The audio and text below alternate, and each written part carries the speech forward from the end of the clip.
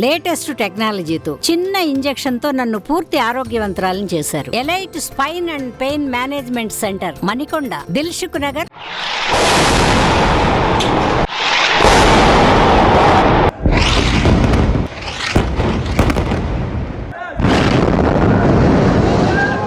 Iran అధ్యక్షుడు ఇబ్రాహిం రైసీది ప్రమాదమా, హత్య, అసలేం జరిగింది?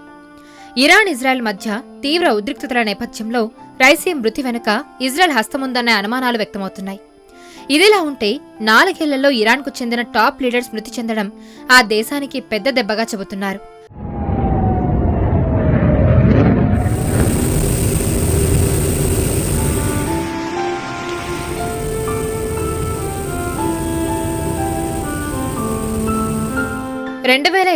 జనవరి 3న Iran revolutionary guard general Qasem Soleimani చనిపోయాడు. ఇరాక్లోని బద్గద్ ఎయిర్పోర్ట్ సమీపంలో అమెరికా డ్రోన్ దాడిలో ఖాసిం హతమయ్యాడు. ఇక అదే ఏడాది అంటే 2020 నవంబర్లో ఇరాన్ అణు శాస్త్రవేత్త మొహసిన్ ఫఖ్రీజాదేను అతి దారుణంగా చంపేశారు. ఆయన్ను నడి రోడ్డు మీద రిమోట్ కంట్రోల్ మెషిన్ గన్ సహాయంతో అంతమొందించారు. అయితే ఆయన హత్య గురించి రకరకాల కథనాలు ప్రచారంలోకి వచ్చాయి. ఈ హత్య వెనుక Israel హస్తముందని Iran ఆరోపిస్తోంది.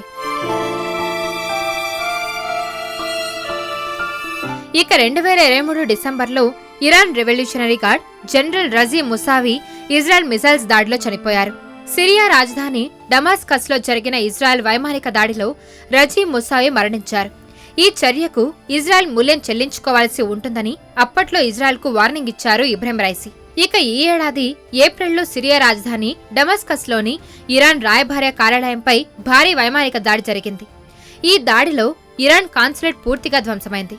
Islamic revolutionary guard corps top commander Mohammad Reza Zahedi సహా 7 అధికారులు మరణించారు.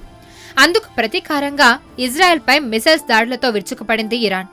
ఆ తర్వాత ఇరాన్ ఇజ్రాయెల్ మధ్య తీవ్ర ఉద్రిక్తతలు నెలకొన్నాయి. తాజాగా ఇరాన్ అధ్యక్షుడు ఇబ్రాహిం రైసీ కన్నుమూశారు.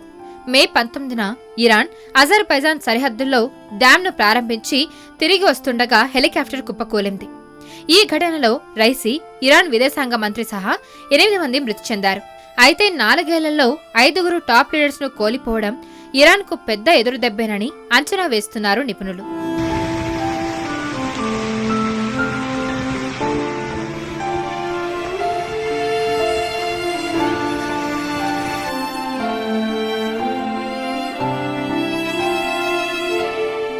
మరిన్ని వీడియోస్ కోసం ఛానల్ ని సబ్స్క్రైబ్ చేయండి. లేటెస్ట్ అప్డేట్స్ కోసం వాట్సాప్ ఛానల్ ని ఫాలో చేయండి. అండ్ లింక్ డిస్క్రిప్షన్ లో ఉంది.